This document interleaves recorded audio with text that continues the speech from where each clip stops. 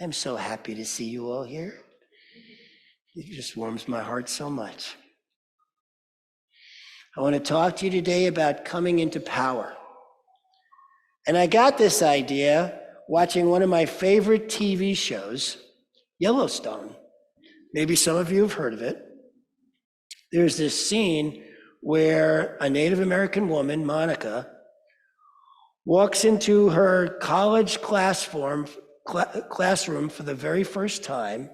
She walks up to the front of the classroom, and immediately some white boy jumps up and is rude to her.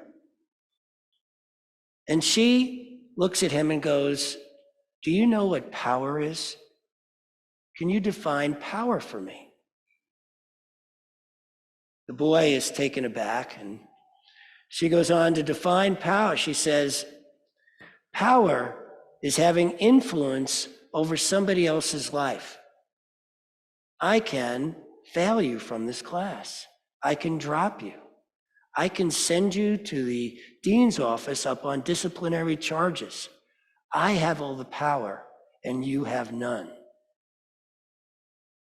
Well, the blood drains from the kid's face as he sits back down, and I just thought that was a great scene. But I was thinking about it, and I was thinking, you know what? That's the definition of illusionary power, not true power. True power is when we have influence over ourselves through our divine knowing that we are God and have been brought here with authority to live our lives and experience life no matter what's going on out here. It doesn't matter what's going on out here. It doesn't matter if there's a diagnosis, if you've got a boss who's treating you like crap, if you're in a relationship that isn't working. None of that matters unless you give it authority. Because you are God. So you actually can give authority to what's happening out here as if it has power over you instead of you having the power. Now I get it.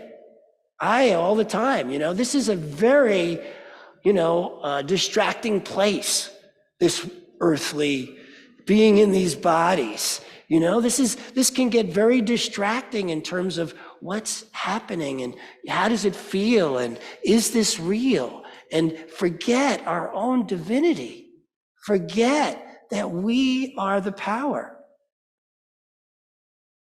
Now, some of you say, well, some people really do have power over other people. Well, in the United States, our former President Trump, and in the United States, they say that being president is the most powerful position in the world. You Canadians may feel a little different about that. But still, it's a pretty powerful position. And yet, there are all these people who worked with President Trump who report back how he ranted and raved about not the things he didn't have control over, the things he didn't have power over. So here he is in this incredibly powerful position, and yet all he did was complain about what he didn't have power about.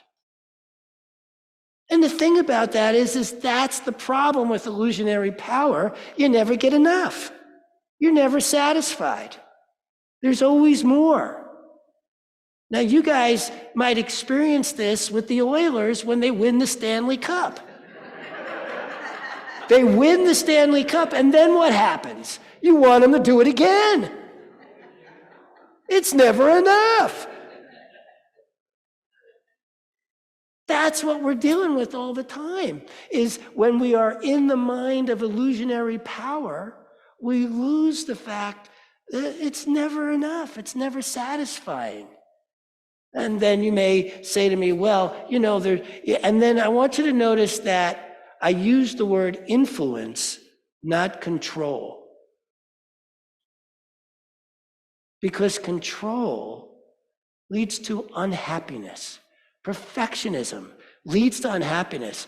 I was in a meeting the other day with somebody who said, I'm a perfectionist, and was really proud of that. And I was thinking, that can lead to a lot of anxiety, upset, when things aren't just so. Right? That's how you get really upset about stuff like that. And so where's the power in ourselves if we're letting anything out here get in the way of our happiness? You have the authority to be happy no matter what the situation. We have some incredible examples of that. Dr. Stephen Hawking, right? Here's a guy who lost complete control of his body. Now I'm guessing at first he was not, was not fully accepting of that. That he struggled with that for a while. Just the way we all do, right? We struggle with those things that we feel, we'd have no control over. But then at some point, he got it about true power. And how do I know that? Because he's affected the lives of so many of us on this planet. True power in how he, even in an interview once said that it turns out that not having the use of my body just gave me more time to think about things, which has allowed me to get to the heart of the universe. That he actually realized that maybe he wouldn't have gotten there if his body was normal. So it turned out for him to be a blessing, and he could finally see it that way. Now that's not so easy to do, but yet that's true power. In fact, he developed a sense of humor to where he wound up on one of my other favorite shows as a regular, The Big Bang Theory, and was on Star Trek Next Generation. And he was, really enjoying himself with what he had in a way that really brought forth true power. So you don't need your body. You don't need to have control over others. You don't need to have any situation. And if you think that that is what's going to bring you happiness, in fact, it creates just the opposite.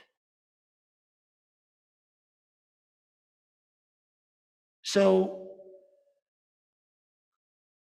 I have in the past been called a control freak. Maybe that's hard to see with my laid-back personality. Any other control freaks here, or am I the only one? All right.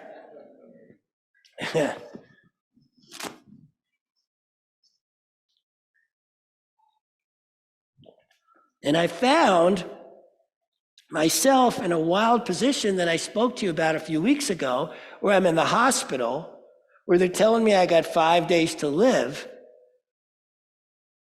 A room full of doctors telling me I had 5 days to live.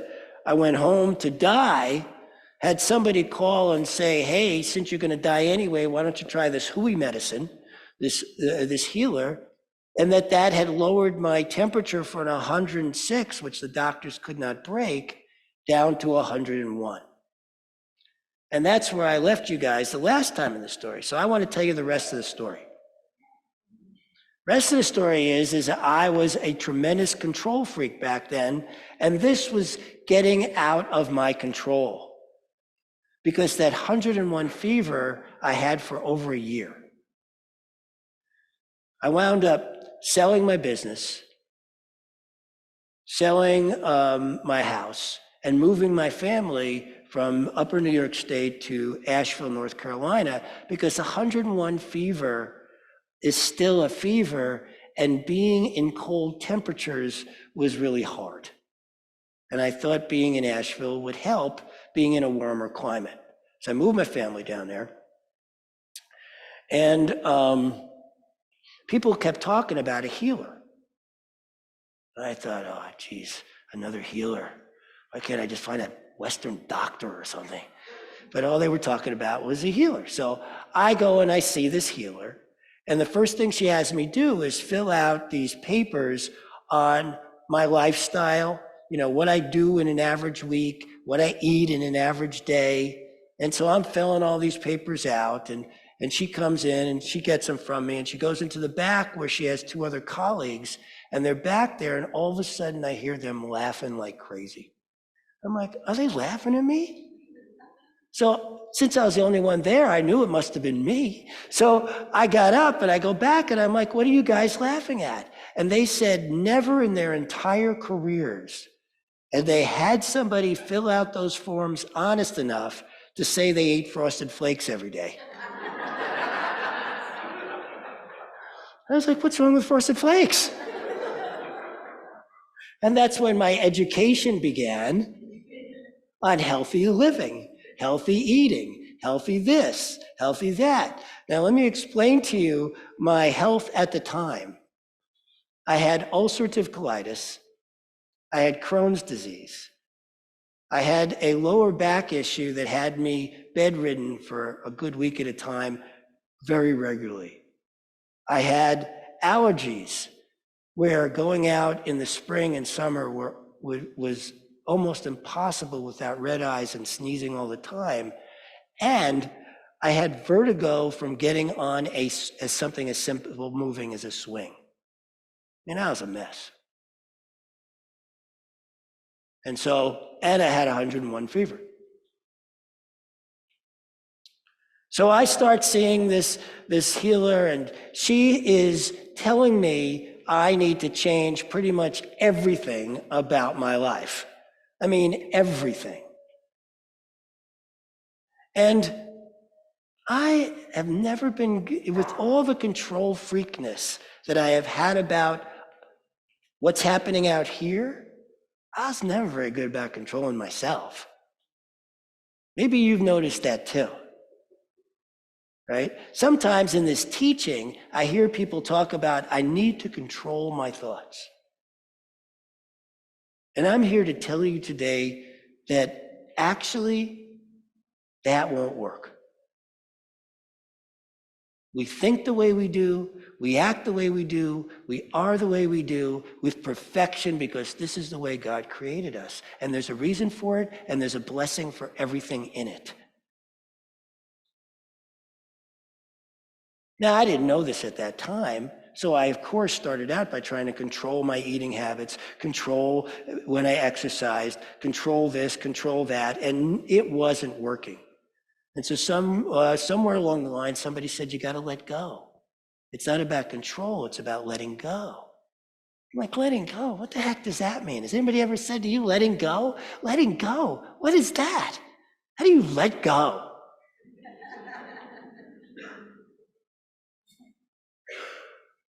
And they said, well, you try, when something comes up, you don't fight it, you roll with it. Roll with it.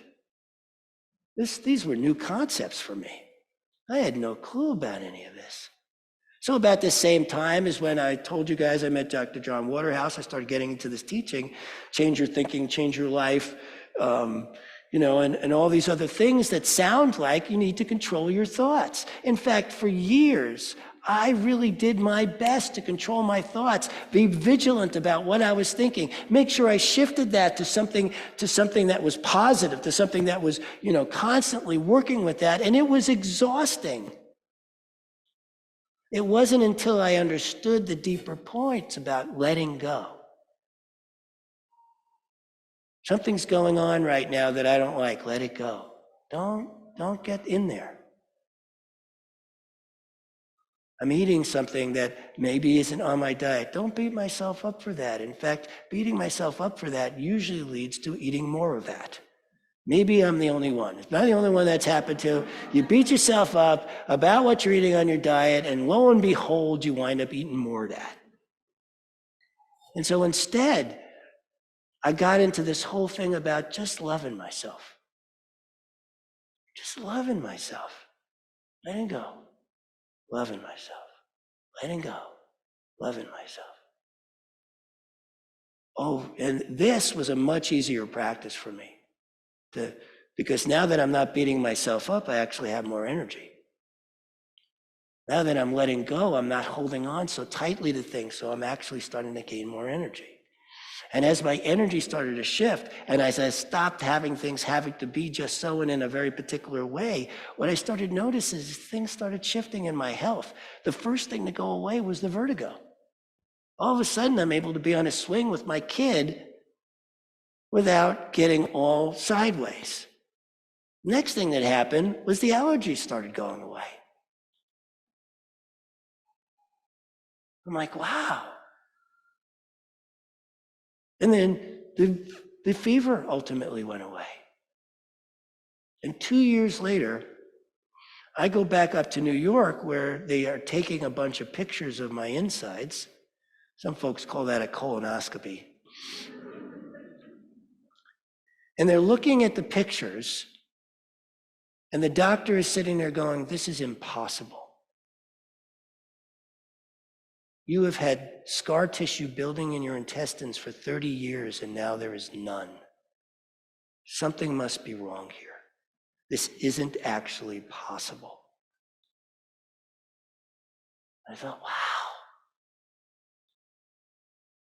And that opened my eyes to what actually is possible. And so my healer, when I told her about it, said, get before and after pictures. And so I called the doctor back, and the doctor goes, sorry, we lost them.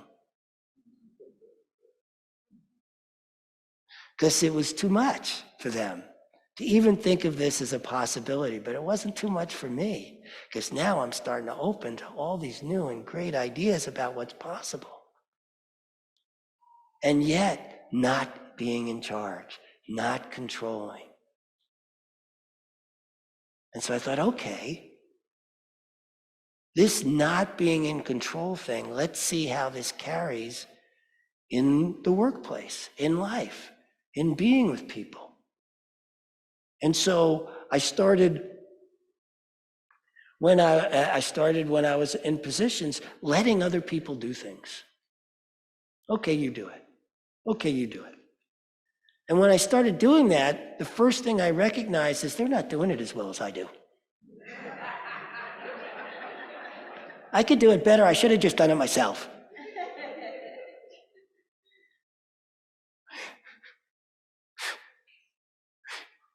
And so I thought, okay, I know, but that's really not going to work in terms of my health, because that's what got me sick in the first place, was thinking I had to do everything.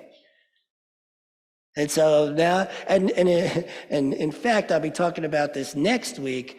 I've done a lot of different jobs just so I could do everything.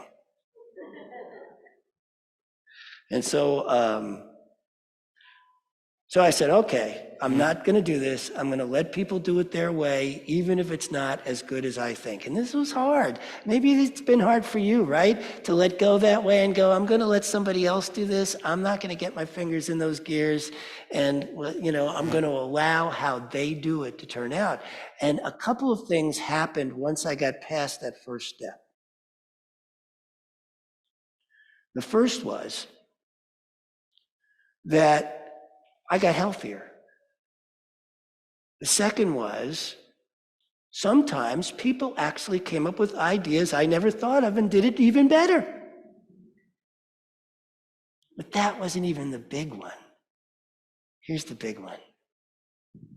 I started feeling more powerful in me, and those I was allowing to do things felt more powerful in them. As I let go, people got to gain power for themselves in the space I created. That was extraordinary to me. That's what we get to have here, is when we let others step up, when we let others do it their way, then they get to have ownership and they get to feel the power around that. Now that was something. Once I noticed that, I was like, oh, this feels really good. This feels connecting, right? This feels like we're in this together. And that was the beauty of it. That was the beauty of it, was that discovery. So not only did my health get better, not only did I start feeling like the healthiest, I went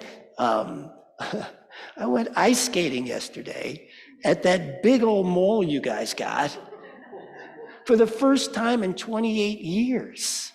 I had a blast. I haven't been bedridden with my back in over a decade, closer to 15 years. I mean, I don't have, I haven't experienced allergies, no vertigo, none of that stuff. Nothing in my intestine, my whole health has just been extraordinary. And all I do is, now that I understand it, keep letting go. So I want you to understand that. The more we let go, the healthier it actually is for us. The healthier we get to be, the healthier we get to grow in our lives. That it's the holding on. It's the thinking we got to do it. We got to control it. And that ain't where the power is. We are God beings. We are God beings. We are powerful, creative beings. I almost call this talk Reclaiming Power. I just didn't think that was provocative enough, because we're born with that power. We're born with it. And then we just give it away because we get distracted. My dog is an incredibly obedient dog right up to the moment he's distracted.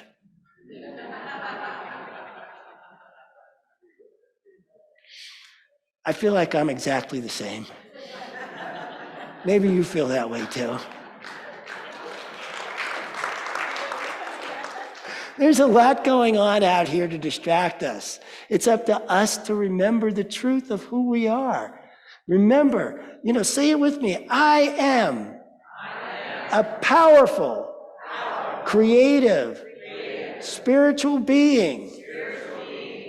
Yes, you are. Say it again. I am a powerful, creative, spiritual being. One more time. I am a powerful, creative, spiritual being. You were born that way. You have the power. Nobody can take it from you unless you authorize them that. My last story of the day. One of my heroes is a man named Paulden Gyatso. Maybe you've never heard of him. The Dalai Lama calls him the most enlightened man on the planet. He was a monk in Tibet, captured by the Chinese, tortured for 33 years every day. There are scars over 96% of his body. He was burnt, he was beaten. They put a cattle prod in his mouth. He has no teeth left. And when he finally was released and brought to the Dalai Lama and asked, how did you stay so, light, so joyous through 33 years of torture? He said, because I kept my attention on my only concern being stop loving the Chinese. There is no end to how powerful we are. There are examples around us all over the place. Now, I do not recommend getting tortured for 33 years. That is not the point of that story. But whatever it is that's going on in your life, you have the power to still find your joy, find your love, find your light, find a way of being in the world that just feels magnificent. Thank you.